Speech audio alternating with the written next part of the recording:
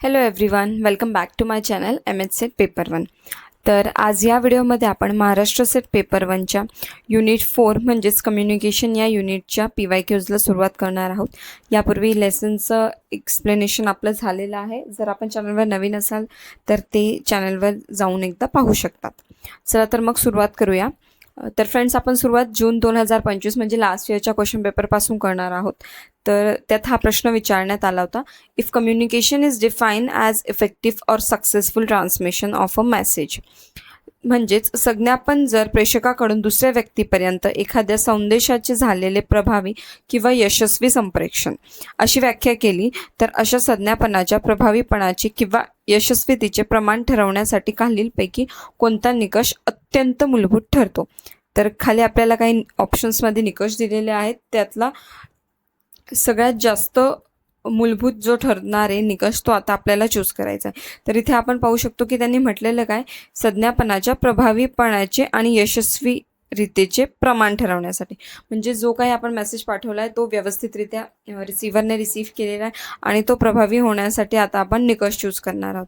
तर मागील PYQजमध्ये पण सांगितल्याप्रमाणे आपण एलिमिनेशन ही मेथड यूज करून हे सोडवू शकतो. याने आपले आन्सर लवकर मिळण्यात मदत होते. तर फर्स्ट आहे संज्ञापनासाठी वापरलेल्या माध्यमातील अंगभूत वक्तव्याचे प्रमाण. तर noise level of the medium used for communication. तर नॉईस लेवलचा इथे संबंध एवढा येत नाही, कारण संज्ञापन आपलं यशस्वीरित्या झालेलं इथे सांगितलं आहे, म्हणून आपलं ऑप्शन ए हे इथे नसणार आहे. देन आहे संज्ञापनाच्या आशयाचा रचनाबंध. तर जो काही कॉन्टेंट आहे तो ठीक आहे, हे थोडंफार आपल्याला कळतं आहे. नेक्स्ट आहे संज्ञापनाच्या संदेशातील सुलभता. ओके. आणि नेक्स्ट आहे संज्ञापनामागील प्रेषकाचा हेतू आणि अभिप्रेत अर्थ. The meaning and the intent as put in by the sender in communication. तर हे इथे सगळ्यात योग्य उत्तर असणार आहे, कारण जी कम्युनिकेशनची आपण व्याख्या करतो त्याच्यानुसार संज्ञापन प्रभावी किंवा यशस्वी मानण्यासाठी सेंडरला जो अर्थ तिथून अभिप्रेत आहे तसंच तो रिसिव्हरपर्यंत पोहोचणे आवश्यक असतो. म्हणून संज्ञापनामागील प्रेषकाचा हेतू आणि अभिप्रेत अर्थ म्हणजेच ऑप्शन डी हे इथे अगदी बरोबर उत्तर असणार आहे. नेक्स्ट क्वेश्चन 2025च आपण पाहणार आहे की दोन प्रसंग दिलेले आहेत आपल्याला, की एक शिक्षक 10 विद्यार्थ्यांच्या वर्गापुढे व्याख्यान देत आहेत.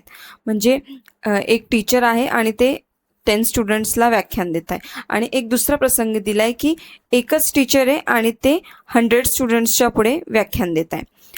तर प्रभाव पाडणारे इतर सारे घटक दोन्ही प्रसंगांमध्ये सारखेच आहे असे गृहीत धरले तर संज्ञापनाच्या दृष्टिकोनातून खालीलपैकी कोणते विधान सर्वाधिक संभाव्य आहे. तर इथे आपण पाहू शकतो ऑप्शन 1, विद्यार्थ्यांची शिक्षकांसोबत होणारी आंतरक्रिया प्रसंग 1 पेक्षा प्रसंग 2 मध्ये जास्त असेल.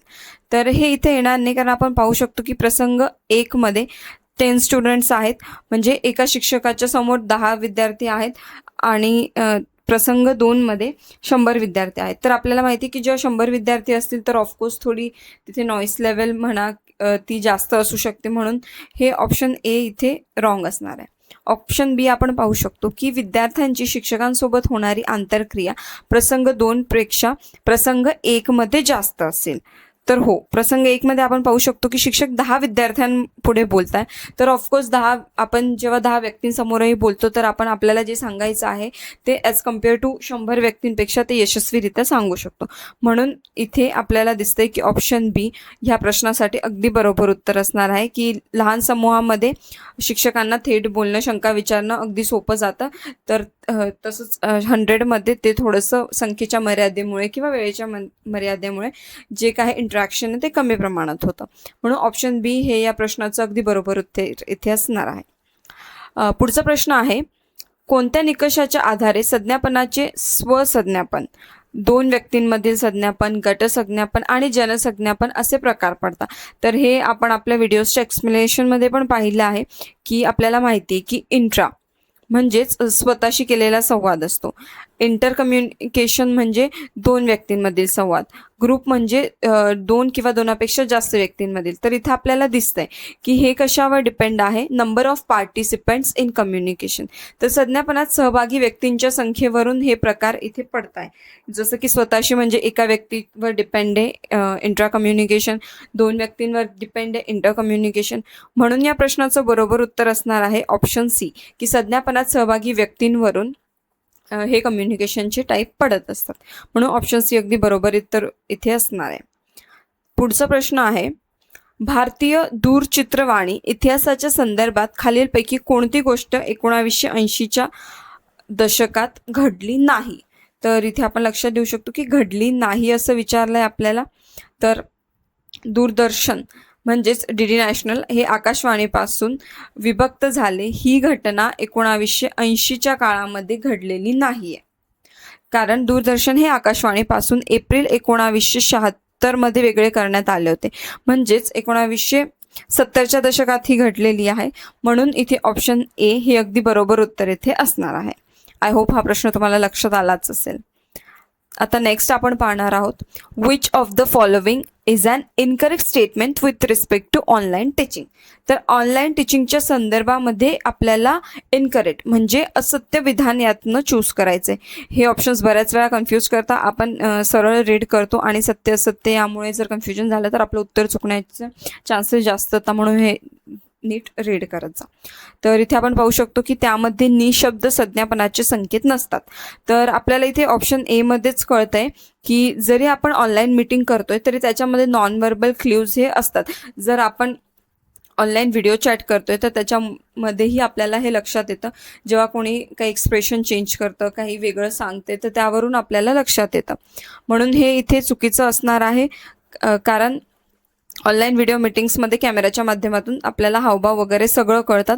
म्हणून ही कॉन्सेप्ट जी आहे ती चुकीची. म्हणून ऑप्शन ए इथे अगदी बरोबर उत्तर असणार आहे.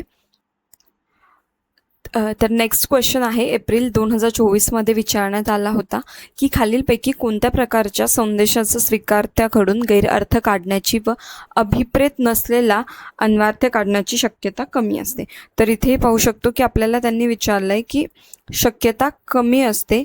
तर आता ऑप्शन्सवरून आपण डिसाईड करूया की कोणतं ऑप्शन असं आहे की ज्यावरून काहीतरी मिसअंडरस्टँडिंग कोणी समोरचा कमी प्रमाणात करेल.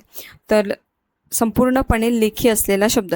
तर आपण जर पूर्णपणे मेसेज टाईप करूनही पाठवला आहे तर समोरचा त्या मेसेजचा गैरअर्थ काढू शकतो की तो ते कोणत्या वेने घेतो.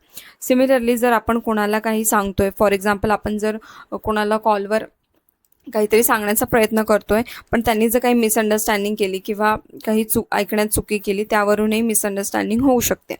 नेक्स्ट आहे messages full of body gesture म्हणजे शारीरिक हावभावावरून पूर्णपणे साकारलेला अर्थ.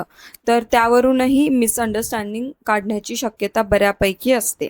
आणि लास्ट ऑप्शन आहे पूर्णपणे आयकॉन किंवा चिन्हांनी बनलेला मेसेज. तर याच्यावरून कोणी मिसअंडरस्टँडिंग एवढी नाही करू शकत as compare to this 3 options. म्हणून ऑप्शन डी इथे बरोबर उत्तर असणार आहे. कारण चिन्हे थेट त्या वस्तू आणि अर्थाचे दृश्य रूप दाखवता. फॉर एक्झाम्पल आपण व्हॉट्सअप वगैरे यूज करतो, त्याच्यामध्ये आपल्याला जे काही इमोजीज असतात त्यावरून आपल्याला जे सांगायचं आहे ते डिरेक्टली सांगता येतं. त्यामुळे भाषा किंवा संस्कृती बदलली तरी त्याचा चुकीचा अर्थ लावण्याची शक्यता कमी असते. म्हणून ऑप्शन डी हे इथे अगदी बरोबर उत्तर असणार आहे या प्रश्नाचं. नेक्स्ट आहे, in the context of complementary digital parlance, what are the following symbols collectively called as? समकालीन डिजिटल भाषा व्यवहारात खालील चिन्ह समूहांचा इंग्रजीत सामायिकपणे काय संबोधले जाते. तर हे जे काही आपण पाहतोय या अशा सायन्सला इमोटिकॉन्स असे म्हटले जाते. हा डिरेक्टली प्रश्न आहे. इमोजीज जे असतात ते बेसिकली जे आपण यूज करतो युजली हे दाखवलेले जे असतात त्यांना आपण इमोजीज म्हणत असतो. आणि हे जे काही डॉट किंवा वेगवेगळे सायन्स यूज करून जे दाखवलं जातात त्यांना आपण इमोटिकॉन्स म्हणत असतो. स्माइली हेच झालं आणि स्टिकर्सही आपल्याला माहितीच आहे. म्हणून या प्रश्नाचं उत्तर ऑप्शन बी इमोटिकॉन्स इथे बरोबर असणार आहे. नेक्स्ट क्वेश्चन आहे, in the context of non verbal communication identify the correct statement. निशब्द संज्ञापनाच्या संदर्भात आपल्याला बरोबर चुकीचं विधान इथे चूज करायचं आहे. तर आपल्याला माहिती आहे की नॉन व्हर्बल म्हणजे ज्याच्यामध्ये शब्दांचा काही संबंध नसतो. बॉडी जेस्चर किंवा वेगवेगळे सायन्स करून जे आपण कम्युनिकेशन करतो ते नॉन व्हर्बल कम्युनिकेशन असतं. तर याच्यात इनकरेक्ट स्टेटमेंट आपल्याला शोधायचं आहे. हे लक्षात ठेवा, इनकरेक्ट, करेक्ट नाही. तर silence is the means of communication. तर हो, नॉन व्हर्बलमध्ये silence is the means of communication आहे, म्हणून हे ऑप्शन नसणार आहे. ऑप्शन बी आहे non verbal cues and messages are easy to control. निशब्द संज्ञापनातील सुगावे आणि संदेश नियंत्रणासाठी सोपे जातात. तर हे इथे चुकीचं आहे ही कॉन्सेप्ट, म्हणून हे ऑप्शन बरोबर असणार आहे. कारण आपल्याला माहिती की नॉन व्हर्बल कम्युनिकेशनच हे डिपेंड्स ऑन बॉडी जेस्चर म्हणा, हावभाव म्हणा, याच्यावर डिपेंड असतं आणि ते कंट्रोल करणं इझी नसतं. म्हणून हे इथे चुकीचं आहे, दॅट इज इनकरेक्ट. आणि म्हणून आपलं उत्तर ऑप्शन बी हे इथे बरोबर असणार आहे. क्वेश्चनचं ऑप्शन बी हे अगदी बरोबर उत्तर म्हणून इथे असणार आहे. तर आता नेक्स्ट क्वेश्चन आपण पाहणार आहोत. What is Prasar Bharati? तर प्रसार भारती काय आहे? तर प्रसार भारती हे एक भारताची शासकीय मालकीची सार्वजनिक प्रसारण सेवा आहे. It is India state on public broadcaster. हा शब्द लक्षात ठेवा की पब्लिक ब्रॉडकास्टर आहे प्रसार भारती. ही भारताची अधिकृत शासकीय मालकीची स्वायत्त सार्वजनिक प्रसारण संस्था आहे, ज्याच्या अंतर्गत आकाशवाणी आणि दूरदर्शन हे चालवले जाते. ही कन्सेप्ट लक्षात ठेवा की प्रसार भारतीच्या अंतर्गत आकाशवाणी आणि दूरदर्शन हे चालतं. नेक्स्ट क्वेश्चन आपण पाहणार आहोत. जेव्हा शिक्षक आणि विद्यार्थी एकमेकांकडे तोंड करून वर्तुळाकृती रचनेत बसलेले असतात, अशा संज्ञापनामध्ये खालीलपैकी कोणत्या घटकाला अधिक प्रमाणात उत्तेजन मिळते? तर एक असा घटक चूज करायचा आहे आता आपल्याला या ऑप्शन म्हणून की जे सगळ्यात जास्त पॉसिबल आहे की ते होऊ शकतं. तर आपल्याला काय सांगितलं आहे की शिक्षक आणि विद्यार्थी एकमेकांकडे तोंड करून वर्तुळाकृती रचनेत बसलेले आहेत. फॉर एक्झाम्पल हे स्टुडंट्स आहेत आणि इथे टीचर्स एकमेकांकडे तोंड करून बसलेले आहेत. तर अशा संज्ञापनामध्ये खालीलपैकी कोणत्या घटकाला अधिक प्रमाणात उत्तेजन मिळते? तर इथे आपण ऑप्शन फर्स्ट पाहू शकतो की शिकवायच्या आशयाचे प्रभावीकरण. तर हे टोटली डिपेंड असतं की शिक्षक कशा प्रकारे शिकवत आहे, तर त्याचा आणि बैठक रचनेचा संबंध नाही, म्हणून ऑप्शन ए इथे रॉंग असणार आहे. नेक्स्ट आहे प्रत्येक विद्यार्थ्यावर नियंत्रण ठेवण्याची शिक्षकांची क्षमता. तर यात पण वर्तुळाकार रचनेत शिक्षकांचे नियंत्रण वाढण्यापेक्षा विद्यार्थ्यांचा सहभाग जास्त वाढतो, म्हणून हे ऑप्शनही इथे चुकीचं असेल. नेक्स्ट आहे विद्यार्थ्यांमधील शिस्त. तर शिस्तीचा आणि याचा काही एक संबंध येत नाही, म्हणून हे पण रॉंग असणार आहे. आणि लास्ट ऑप्शन आहे विद्यार्थ्यांमधील आंतरसंवादाची पातळी. तर हे उत्तर इथे बरोबर असणार आहे, कारण सर्व विद्यार्थी एकमेकांशी चर्चा आणि त्यांच्या विचारांची देवाणघेवाण इथे प्रभावीपणे करू शकतात, म्हणून ऑप्शन डी हे या प्रश्नाचं अगदी बरोबर इथे असणार आहे. नेक्स्ट क्वेश्चन आपण पाहणार आहोत, जो मार्च 2023 विचारण्यात आला होता की in any organization information is being shared among all the members, this type of communication is. तर कोणत्याही आस्थापनामध्ये माहितीची सामायिकरण सर्व सदस्यांमध्ये केली जात आहे, तेव्हा ते संप्रेषण कोणत्या प्रकारचे असते? तर हे आपण आपल्या व्हिडिओजमध्येही पाहिलं आहे. डिपेंड्स ऑन डिरेक्शन, जे काही कम्युनिकेशनचे प्रकार आहेत ते. तर इथे ऑप्शन 1 ए म्हणजे इंटरनल, अंतर्गत, हे अगदी बरोबर उत्तर असणार आहे. कारण जेव्हा संस्थेच्या आतील कर्मचाऱ्यांमध्ये किंवा सदस्यांमध्ये माहितीची देवाणघेवाण होते, त्याला अंतर्गत संप्रेषण म्हणजेच इंटरनल कम्युनिकेशन असे म्हणतात. त्याचप्रमाणे एक्सटर्नल म्हणजे हे बाह्य कम्युनिकेशन झालं. अपवर्ड म्हणजे आपण पाहिलंच होतं की खालच्या स्तरापासून वरच्या स्तराकडे जात असतं, म्हणजे एम्प्लॉईजपासून तर मॅनेजरपर्यंत. आणि डाऊनवर्ड त्याचंच अपोजिट आहे की मॅनेजरला जर काही एम्प्लॉईजला सांगायचं आहे तर ते काइंड ऑफ आपण डाऊनवर्ड कम्युनिकेशन असतं, म्हणून या प्रश्नाचं उत्तर ऑप्शन ए इंटरनल हे अगदी बरोबर इथे असणार आहे. नेक्स्ट क्वेश्चन आहे cultural difference between sender and receiver may effect. तर जो काही सांस्कृतिक फरक असतो प्रेषक आणि ग्राहक यांच्यामधला कशावर परिणाम करेल? तर तो मेसेजवर परिणाम करेल का? नाही, तो मेसेजवर तेवढासा परिणाम नाही करणार, माध्यमवर पण याचा काहीच परिणाम होत नाही. पण हो, इफेक्टिव्हनेस ऑफ कम्युनिकेशन म्हणजे संप्रेषणाची जी काही परिणामकारकता आहे त्याच्यावर याचा परिणाम होऊ शकतो, कारण सांस्कृतिक फरक इथे सांगितला आहे. आपण व्हिडिओमध्ये पाहिलं की संस्कृतींचा जेव्हा डिफरन्स येतो किंवा लँग्वेज डिफरन्स येतो, तर या फरकामुळे शब्दांचे किंवा हावभावाचे वेगवेगळे अर्थ लावले जाऊ शकतात, आणि त्यामुळे जो काही मेसेजचा जो मेन उद्देश आहे त्याची इफेक्टिव्हनेस खालवू शकते, म्हणून ऑप्शन सी हे अगदी बरोबर उत्तर इथे असणार आहे. नेक्स्ट क्वेश्चन आहे, according to home communication means a transfer of understandable information between two persons. कोणाच्या मते संप्रेषण म्हणजे दोन व्यक्तींमधील आकलनक्षम माहितीची देवाणघेवाण होय. तर याचं बरोबर उत्तर इथे असणार आहे जी ब्राऊन. हे जे सायंटिस्ट होते यांनी ही कन्सेप्ट मांडलेली आहे की communication means transfer of understandable information, म्हणून यांचं नाव व्यवस्थित लक्षात ठेवा. पुढचा प्रश्न आहे, effective communication may be shown by this equation. प्रभावी संप्रेषण या समीकरणाने दाखवता येते, जेथे MS म्हणजेच message send by sender and MR म्हणजेच मॅसेज रिसिव्ड बाय रिसिव्हर. तर हे जे एक्सप्रेशन आहे याचं बरोबर उत्तर ऑप्शन ए असणार आहे. ही पण एक डिरेक्ट कन्सेप्ट आहे, कारण जेव्हा पाठवलेला जो मेसेज आहे म्हणजे मेसेज सेंड बाय सेंडर आणि जो रिसीव्ह केलेला मेसेज आहे ते पूर्णपणे एकसारखेच असतात, तेव्हा संप्रेषण जे आहे ते 100% प्रभावी मानले जाऊ शकते. आणि बाय मॅथमॅटिकली आपण पाहू शकतो की जे कम्युनिकेशन झाले ते व्यवस्थितरित्या झाले म्हणून =0, म्हणून ही कन्सेप्ट ऑप्शन ए अगदी बरोबर उत्तर इथे असणार आहे. नेक्स्ट क्वेश्चन आहे, the element which badly affect the effectiveness of communication is. तर संप्रेषणाच्या परिणामकारकतेवर प्रतिकूल परिणाम करणाऱ्या घटकास काय म्हणतात. तर हे आपण पाहिलेलं आहे की संप्रेषणावर जे इफेक्ट करतात किंवा जे एक बॅरियर आहे ते नॉईस म्हणजेच गोंधळ आहे, म्हणून ऑप्शन डी हे अगदी बरोबर उत्तर इथे असणार आहे. पुढील प्रश्न आहे, सप्टेंबर 2023 मध्ये हा प्रश्न विचारण्यात आला होता. What is one of the following most important factor to become communication effective. तर संप्रेषण प्रभावी होण्यासाठी खालीलपैकी कोणता घटक सर्वात महत्त्वपूर्ण मानला जातो. हे आपण आपल्या व्हिडिओजमध्ये पण पाहिलं आहे की माध्यमही महत्त्वाचं असतं, मेसेजही असतो, सेंडरही असतो, पण सगळ्यात महत्त्वाचं जेव्हा सेंडर जो असतो तो मेसेज पाठवतो आणि रिसिव्हर मेसेज रिसीव्ह करून त्याचा फीडबॅक देतो, म्हणजेच इमिडिएट फीडबॅक देतो, तेव्हा आपल्याला कळतं की रिसिव्हरने मेसेज रिसीव्ह केलेला आहे आणि त्याला तो योग्य प्रकारे समजला आहे की नाही, त्याचा तो इमिडिएट फीडबॅक देतो. याच्यावरून आपल्याला कळतं की कम्युनिकेशन इफेक्टिव्ह झालेलं आहे की नाही, म्हणून ऑप्शन डी इमिडिएट फीडबॅक म्हणजेच त्वरित प्रत्याभरण हे अगदी बरोबर उत्तर इथे असणार आहे. मित्रांनो, नेक्स्ट क्वेश्चनही 2021 मध्ये विचारण्यात आला होता की supervisor in a factory orders workers and workers follows the order.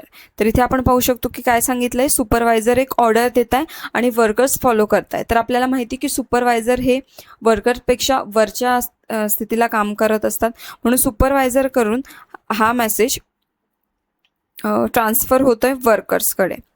तर कारखान्यातील पर्यवेक्षकाने कामगारांना आज्ञा केली व ती कामगारांनी पाळली.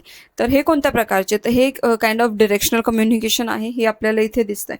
तर याला आपण डाऊनवर्ड असेही म्हणू शकतो, पण इथे ते दिलेले नाही आहे, म्हणून आता आपण या ऑप्शन्सवरून हे ठरवू शकतो की हे नॉन फॉर्मल झालं का किंवा अनौपचारिक तर नाही, हे फॉर्मल आहे कारण हे एक वर्क रिलेटेड आहे.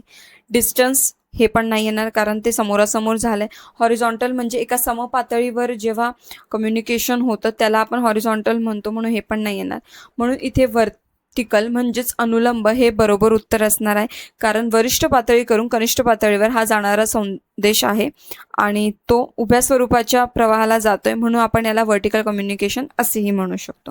म्हणून ऑप्शन ए वर्टिकल हे अगदी बरोबर उत्तर इथे असणार आहे. पुढचा प्रश्न आहे जो 2021 मध्येच विचारण्यात आला होता की अनअटेंटिव्हनेस ऑफ रिसिव्हर मे अफेक्ट. ग्राहकाचे अनावधान हे कशावर परिणाम करू शकते. तर जर संदेश स्वीकारणारा व्यक्ती लक्ष न देणारा असेल तर संदेश नीट ऐकला जात नाही आणि त्यामुळे कम्युनिकेशनच्या इफेक्टिव्हनेसवर परिणाम होतो. म्हणून इथे option D effectiveness of communication म्हणजेच संप्रेषणाची परिणामकारकता हे अगदी बरोबर उत्तर या प्रश्नाचं असणार आहे. नेक्स्ट क्वेश्चन आहे 2021चाच ऑफकोर्स. तर programs on T V channel sometimes mislead society because. तर दूरदर्शन वाहिन्यांवरील कार्यक्रम काही वेळा समाजाला चुकीच्या दिशेने नेतात. तर याचं कारण इथे आपल्याला पाहायचं आहे, जे अगदी बरोबर जास्त जवळचं असेल ते आपण चूज करणार आहोत. तर audience are in large numbers. तर हो, श्रोत्यांची संख्या जास्त असते, पण ते मिसलीड्स करताय हे त्याच्यावरून आपण नाही सांगू शकत, म्हणून हे ऑप्शन नसणार आहे. Audience are illiterate. तर सगळेच जे ऑडियन्स आहे ते निरक्षर असतात असंही नाही आहे, म्हणून हे ऑप्शनही चुकीचं असणार आहे. Audience group is heterogeneous. तर श्रोत्यांचा समूह बहुजिनसी असतो हेही आपण डायरेक्टली नाही सांगू शकत, कारण खूप मोठे श्रोते तिथे असतात, तर आपण त्याच्यावरून ठरवू नाही शकत की तो जो ग्रुप आहे तो हेट्रोजेनियस आहे किंवा काय. पण हो, difference in sender and receivers perception, तर प्रेषक व ग्राहक यांच्या अवबोधनातील फरक. तर आपल्याला माहिती आहे की सेंडरला जो काही मेसेज द्यायचा आहे तर त्याचं जे काही परसेप्शन आहे तेच रिसिव्हरचंही असेल असं नसणार आहे, आणि त्याच्यामुळे काहीतरी मिसअंडरस्टँडिंग होऊ शकते किंवा चुकीच्या दिशेने जाते असं आपण म्हणू शकतो. म्हणून ऑप्शन डी, प्रेषक व ग्राहक यांच्या अवबोधनातील फरक, हे अगदी बरोबर उत्तर या प्रश्नाचं इथे असणार आहे. नेक्स्ट क्वेश्चन आहे मित्रांनो, 2020मध्ये विचारण्यात आला होता हा प्रश्न. While defining communication Miller focuses on. तर मिलर जे काही एक सायंटिस्ट आहे ते जेव्हा संप्रेषणाची व्याख्या करतात तर ते कशावर भर देतात? तर हे जे सायंटिस्ट आहे ते बिहेवियर चेंज ऑफ रिसिव्हर, तर ग्राहकाच्या वर्तन बदलावर मिलर यांनी संप्रेषणाची व्याख्या केलेली आहे. आणि ते म्हणतात की संप्रेषण तेव्हाच पूर्ण मानले जाते जेव्हा संदेश मिळाल्यानंतर स्वीकारण्याच्या वर्तनात बदल घडून येतो. म्हणून option A, behaviour change of receiver, हे या प्रश्नाचं अगदी बरोबर उत्तर इथे असणार आहे. पुढचा प्रश्नही 2020मध्ये विचारण्यात आला होता.